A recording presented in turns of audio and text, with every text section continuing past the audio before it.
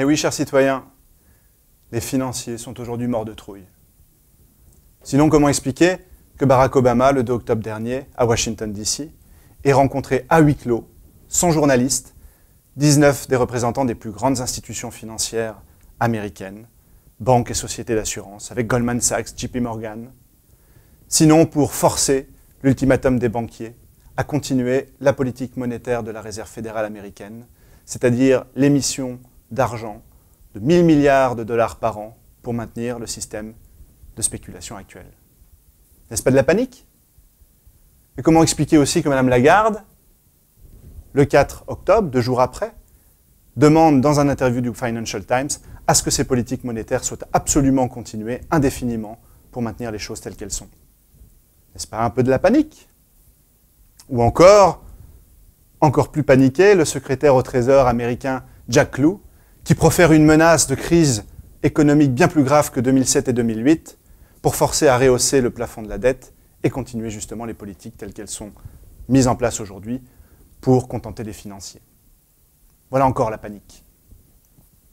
C'est ce que nous expliquons justement dans un communiqué du Comité d'action politique de Lyndon LaRouche, que nous distribuons en ce moment en masse à Washington, dans lequel nous expliquons que tout ce débat sur la crise budgétaire, le plafond de la dette n'est qu'un écran de fumée pour conditionner les Américains à accepter des politiques d'austérité encore plus dures qu'Obama et les Républicains défendent, et notamment préparer ces Américains à l'étape supérieure, qui est le bail-in, le renflouement des banques par la saisie des dépôts, comme on a fait à Chypre.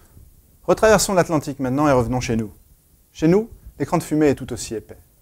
D'un côté, vous avez le pouvoir en place qui mène des politiques d'austérité, conciliantes avec le monde de la finance.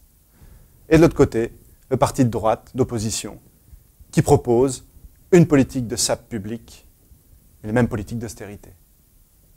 Et qu'est-ce qui remonte quand il n'y a pas d'alternative? Ben, ce n'est pas le Front National, c'est l'abstention, comme on a pu le voir justement aux élections cantonales partielles de Brignoles dans le Var.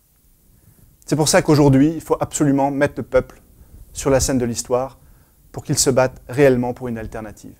C'est ce que nous voulons faire en organisant notre Assemblée générale le 16 et 17 novembre, à laquelle vous devez absolument participer et vous inscrire en nous appelant, car nous allons mobiliser des citoyens, des élus, qui veulent véritablement mener ce combat, à l'image de ces élus franco-allemands qui se sont rassemblés à Chamouillet pour défendre la séparation stricte des banques et une politique d'avenir.